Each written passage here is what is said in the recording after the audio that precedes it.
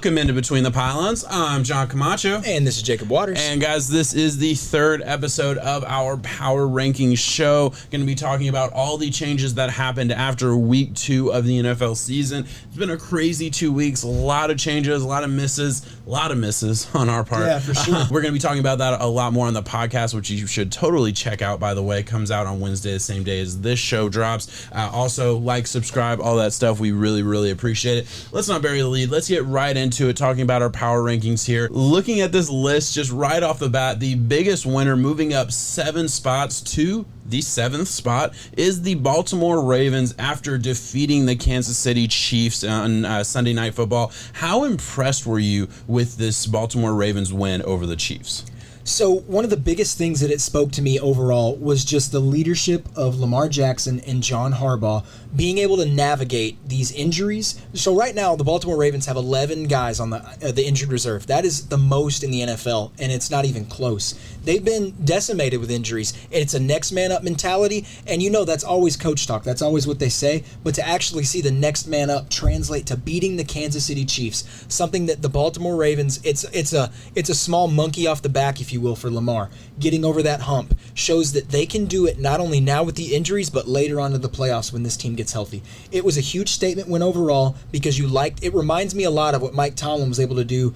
Was it last year's Pittsburgh Steelers or the year before? I think it was 2 years ago when they had all the injuries. They were decimated up front too and still were able to put a good product on the field. And what Harbaugh is able to do, it just shows the overall trust and camaraderie that this team has top to bottom. Yes, there's some holes. Yes, the offensive line has a lot of moving pieces. Yes, the defense isn't really gelling like you would want it to right away. But overall, anytime you beat Kansas City, it's going to speak for itself. Yeah, absolutely the biggest winners of this week altogether, regardless of our power rankings. They were just one of the biggest winners in general, but also it shows up on our power rankings as well. So very happy for the Ravens to jump back into the top 10 there. Let's look at the other side of the coin there. Let's look at one of the worst teams, one of the biggest losers. And yeah, that was my Miami Dolphins falling all the way down to number 24. Certainly a disappointing week after losing 35-0 against the Bills. Absolutely frustrating for me as a fan myself. What was it like for somebody who maybe isn't quite as close as I am? No, I mean, it was frustrating to see Tua take the hit like he did and just to kind of fold under that. You know, you don't ever want to doubt a guy's body or whatnot, but there is kind of this thing building that he might be a little soft right now.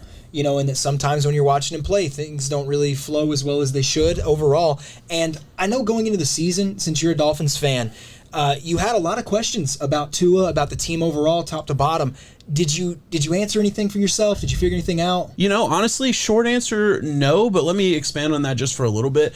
Yeah, listen, we came into the season and having a lot of questions, right? What is Tua going to be this year? We needed Tua to have a big step up in growth into year 2 for this team to really be all the things that it could be, right? What was the offensive scheme going to look like? There was a lot of questions there. And then on the other side, was this defense going to be as dominant as it was last year? So really, I guess yes and no. Because the defense, absolutely. This defense is still, I would say, a borderline top 5 defense in the NFL. Certainly one of the, stingiest defenses as far as takeaways, even though they lost 35-0. Defense had 2 takeaways on Josh Allen. The defense did good. Defense won them the game in week 1. No, that was not a game that they should have won in week 1. They shouldn't have beaten the Patriots. Patriots were driving, less than 3 minutes left in the game. Damian Harris gets a nice little run deep into the red zone, and Xavier Howard knocks the ball out and recovers the fumble. And game's pretty much over. All the Dolphins had to do was get 1 first down. Game over, right? Going to week 2, Dolphins are not able to move the ball at all with Tua. Obviously, he gets hurt pretty early on. You get Jacoby Brissett to go in there, and you never really want to blame the backup for not being able to move the ball. But hey, the backup's there for a reason. They brought him in over from the Colts. He's played NFL action. It's not like this is a total scrub who you don't expect anything from. They weren't really able to do a whole lot either. He ran the offense, sufficiently enough. So I didn't have any huge issues with Brissett as a whole, but the offensive line was really bad. And yeah, there's certainly real questions at that quarterback position. I think this is going to be, the story of the Dolphins. If they're in a game where they can control the clock, control the game defensively, yeah, they're going to have a chance to win some games. But man, yeah, I still have a lot of questions about the quarterback position. I know they're not completely answered, and I don't have high hopes. And maybe I'm just a pessimistic fan. I know we're both kind of guilty of that at times. You're Vikings. You're certainly yes. you're certainly low on your Vikings sometimes, and I'm definitely low on my Dolphins right now. It's frustrating. It certainly is. And short answer, I know I just went long, but short answer, as I said, no, I don't think we answered any questions to the Dolphins. I still don't know what they are. I say it's the same thing. It's kicking the can down the road. We still don't know the question, but the problem is, in order to establish this team as a true contender, you need to know. We need to figure it out. Is he the guy? Is he not the guy? Where can this quarterback spot be elevated? You know, if you ask me, you're not a contender if you don't know what the answer to your question at quarterback. And even if that question isn't you have a superstar at quarterback, you have to know, though. at least know what your offense is with your quarterback position. Right now, yeah, we're not a contender. It's certainly not. I think our power rankings show that. You know, sitting at 24th, that was obviously a big drop for the Dolphins. But last week they didn't really. I think they jumped up maybe 1 or 2 spots after beating the Patriots, but it wasn't significant because it wasn't a pretty win, as I said, and we just had a dismal loss. Now they have to go play the Raiders, who have been a pretty good team in week 3. You know, Raiders obviously are 2-0, and honestly, they're at 13. Right now. Yeah, well, we might talk about that a little bit later on in the show, but altogether, yeah, it's not looking pretty for the Dolphins. Don't know what to expect at this point as we're recording this on Tuesday. We don't really know what to expect from Tua. Altogether, yeah, it's going to be interesting to see how that unfolds. Let's move on from my Dolphins talk. Just please, like anything else. Let's talk about anything else. Yeah. Let's move on to some more happier notes. Teams that we were impressed by. I know I have an answer. I'm going to let you go first here with the team just overall that you were the most impressed by in week 2. Man, it might come as a surprise to some people out there, but bear with me on this. It shows grit. It shows fight. It shows the exact thing that you want in a first-year head coach making that step for this team right now. It's the Detroit Lions. They showed true grit, true passion, and top to bottom, if you stack them up on roster-wise, it's not even close. But I'll tell you, if you watched that game up until halftime and you're a Packers fan, you were sweating. You were sweating because the Detroit Lions were putting it to you. They were taking it to you at Lambeau Field, and Jared Goff was running a very, very complete offense from top to bottom. Not just inside the numbers, not just behind the line of scrimmage. In the first quarter, he was 9 for 9 targeting outside the numbers, and that was always the question mark that you had with Goff, was not can he run an offense. We have seen him run a Sean McVay offense, but can he push the ball down the field? Can he be more than just the system quarterback? Because on this Detroit Lions team, devoid of talent right now, you're going to have to be more than that. He has proven that he can be that, at least so far. I know they're sitting at 27, so it feels like I'm talking a whole lot of good just for them to still be bad. Yes, they're a bad team, but they're in a rebuild mode, and they haven't even hit the floor yet, but for them to still be here fighting, Dan Campbell, the guys are buying into it. I'm really impressed. Yeah, absolutely. Listen, I hate to bring it back to my Dolphins, but you look at that 2019 season with the Dolphins, Flores' first year. It wasn't pretty. Lost a lot of games, but they were projected to be the worst team in football, and they ended up winning 5 games. And the only reason was because they had a lot of young guys that bought into the system, and they had more fight than a lot of other teams out there, right? That's what I'm seeing from the Lions. I absolutely agree. There's no reason they should have been winning at halftime against the Packers. And yeah, it's unfortunate. They didn't score any points in the second half, and I get that. The better team kind of blew away with it in the second half, which, you know, that happens in the NFL. That's okay. But we're talking about a Packers team who, you know, coming into week 1, obviously there was certainly some negative game week 1, but going into the season, we thought the Packers were a Super Bowl contender versus a Detroit Lions team that we thought was a bottom 3 team. They looked like they were playing on the same playing field that first half, and really, I honestly believe if they kick the field goal there in the third quarter and don't miss it on 4th and 2 in the third round, or excuse me, they were like on the 32-yard line. They go for it on 4th and 2 instead of kicking the field goal. Man, they kicked that field goal. Man, listen, I don't know. Maybe their field goal kicker, they have a lot of questions about, didn't feel good about that kick. But I feel like they kicked that field goal, they would have gone down to I think it would have been 23-24, down 1 point, and then no matter what, even if the Packers score a touchdown, they're still only down 1 score, 8 points. That feels like the better move to me. Like I feel like that just makes a whole lot more sense than going for it against a team that is probably going to score a touchdown if you give them the ball back, which they ended up doing. And yeah, the game got away from them in that sense. But yeah, absolutely agree. Incredibly impressive performance by the Lions. I want to talk about a team that I was super low on going into the season. A team that I bet against this week and lost. I'll be perfectly honest with you. Very impressed with the Tennessee Titans. One of the biggest jumps that we had on this power rankings altogether, moving up 6 spots from 21 spot to 15 is the Tennessee Titans. Went into Seattle, went into that 12th man kind of mentality, and were able to come back in the fourth quarter, go to overtime, force a touchdown in overtime, go to overtime, get the ball first, have to punt it to Russell Wilson, the Seattle Seahawks, with that secondary, and the Seattle Seahawks couldn't go down and even score a field goal, ended up getting the ball back and going down, scoring a field goal to win the game. Incredibly impressive by the Titans. And I know, like, we are talking about a team that obviously, you know, they showed their grit, lost week one, lost a tough game week one, but man, what a bounce back for a team that, yeah, their offensive line isn't good, their secondary isn't good. I have a lot of questions about this team. There is no denying the upside of this football team. Weapons at the wide receiver position. A.J. Brown didn't even play that good, but Julio Jones picked up the slack when A.J. Brown wasn't handling it well. Derrick Henry ran for what, 180, a buck 83 touchdowns, something crazy like that. Won fantasy weeks everywhere, and Ryan Tannehill was efficient. It was the recipe that the Titans want to play, and that is a team that I certainly didn't expect to be able to come back. Like that recipe didn't feel like a recipe that was going to be able to come back against the Seattle Seahawks, but they came back from two scores down late and able to win the game in overtime. Incredibly impressed by the Tennessee Titans. I think they needed to do it because there's a lot of times where when you're looking at some of these games, that's a borderline play. I know it's NFC, AFC, but that's a playoff level matchup. Two very good caliber teams that kind of fit right into their own respective spots in their conferences, about the fourth or fifth-ish best team right around there. And they got to go head to head. To see the Titans handle the adversity of it felt like things weren't going their way. The big play. You know, the Julio touchdown, if you will, everyone feels differently about that. That's fine. That kind of didn't go their way. The Russell Wilson in overtime with was it a safety, was it intentional, was it this, was it that? Yeah. That didn't go their way. They handled all of those things as good as you can, especially after a lot of people out there. The media is very, very divisive. They will attack you whenever you give them ammo to do it, and the Tennessee Titans gave a lot of ammo week one, laying an egg against the Cardinals. They did. They came back, they did something that I thought that they couldn't do, was win at Seattle. I know that the Titans top to bottom can stack up against Seattle, but to go to Seattle and handle that type of environment, that type of crowd, it was very impressive. I think that's one of the things that we're not talking enough about is seeing the home field advantage. I think it played a huge factor into what the Baltimore Ravens were able to do against the Chiefs. Last year with COVID, we didn't get to see the fans, at least to what dosage that you get to see it this year. The 12th man effect, the home field advantage is back, and it can heavily swing some of these games. Heavily.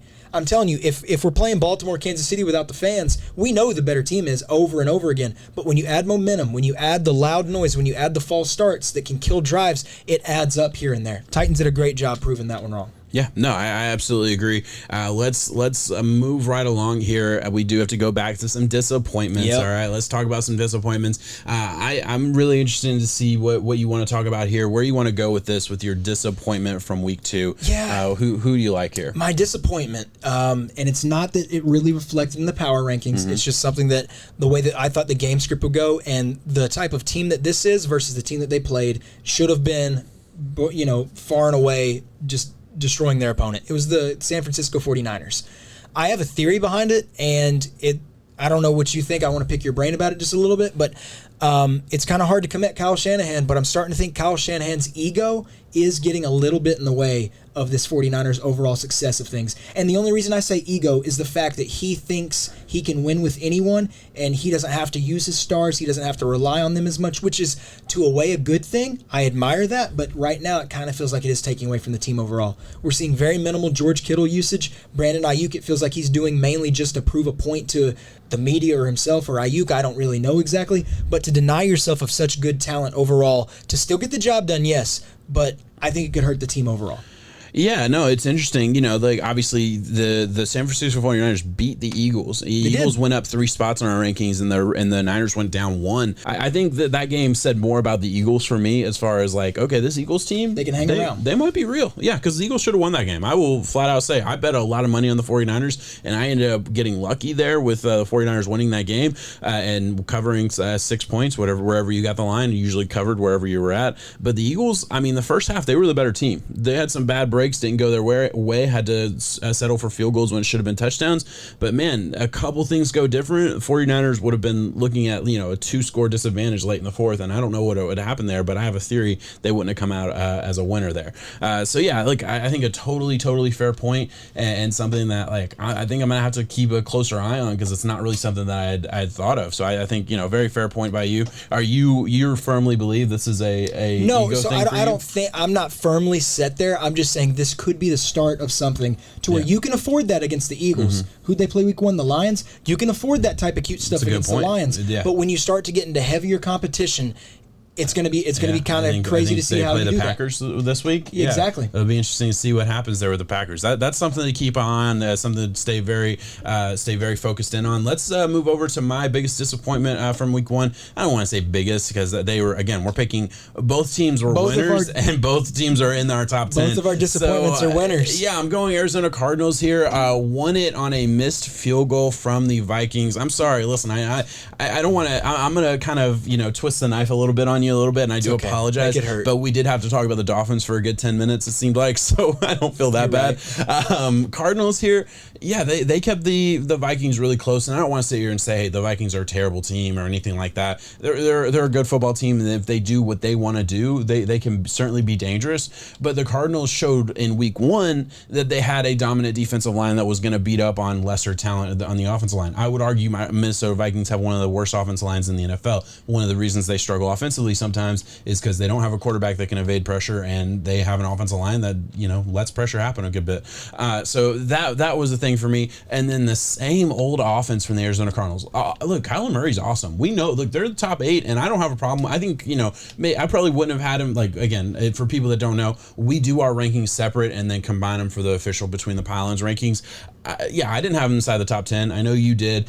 So maybe this is a little bit of a divisive thing, but for them to go up 5 spots, I certainly didn't agree with that personally. Yeah. And I was disappointed in the scheme and the same old Cliff Kingsbury bullshit. And I know they're 2-0, and I know Cardinals fans have to be happy right now, but I'm pumping the brakes a little bit because I don't want to see them in shootouts against teams that I think are lesser than them. I do think the Vikings are not as good as the Cardinals top to bottom. The Cardinals should be better than this, and I'm disappointed by the outing because I'm disappointed by the offensive scheme. I'm disappointed by their inability to put teams away a little bit in the third and fourth quarter. And yeah, they got away with one here and a missed kick that should have hit. I mean, literally, I think the Vikings were inside the 30. I mean, it was an easy kick. It was a chip shot, and they missed that one. It is what it is, but I'm certainly a little disappointed. Do you think I'm overreacting here to the Cardinals, a 2-0 team? No, I don't think it's overreacting. It is kind of funny that both of our biggest disappointments are winners, but I think you add 3 more weeks onto this season, and then when you get to look at our week 6 rankings, we will get to figure out whether that week 1 game against the Cardinals and Titans was more about the Titans or the Cardinals. And right now, it's shaping up to where that said more about the Titans coming out flat than it did the Cardinals being able to handle elite talent overall. Because then you go into a week 2 shootout where, like you said, a elite defensive line is what we were ready to crown them, and then they had a subpar performance in that. I mean, the Vikings should have won that game. It was 34-33 or whatever the case was. So we're still trying to figure out these storylines. It's still hard to navigate this going early on. But I think for the 49ers and the Cardinals both, they are playing down to their opponents at times when they should be taking care of business and establish themselves as elite. Now, so let me ask you this. You had them significantly higher than I did on your personal power ranking. Can I ask you why you had them so high, or what the thought process was there? Kyler. I think Kyler can be he can take this team as far as he can keep doing this. Yeah. If he's able to keep this going, he can navigate that tough division. Maybe not win that tough division, but he can somehow earn a playoff spot for this team. They're playing really well, and if he's able to play like that, it's MVP Kyler right now. Yeah, no, I do agree with that because you're right. If he is elite, I guess I'm just more disappointed because in my whole little monologue, I didn't mention Kyler at all as far as disappointed because Kyler's freaking awesome. Yeah, his weapons are freaking awesome. Christian Kirk actually in the slot is good. Christian Kirk playing on the outside last year couldn't really live up to it. Look at my guy Rondale Moore. Yeah, Rondale Moore playing out of his mind. Awesome.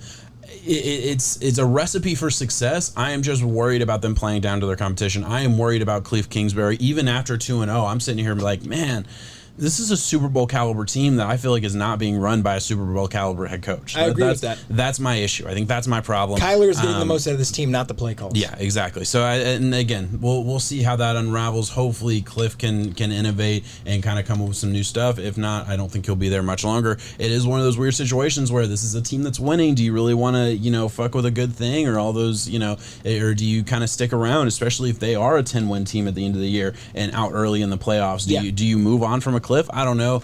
This is not the time to talk about that. Let's move on to our final segment here, and then we will get out of here. Let's just do a couple shout outs, man. Let's talk about some teams. You know, we'll keep it kind of condensed. Let's not give you the whole board to look at, but from 10 to 20.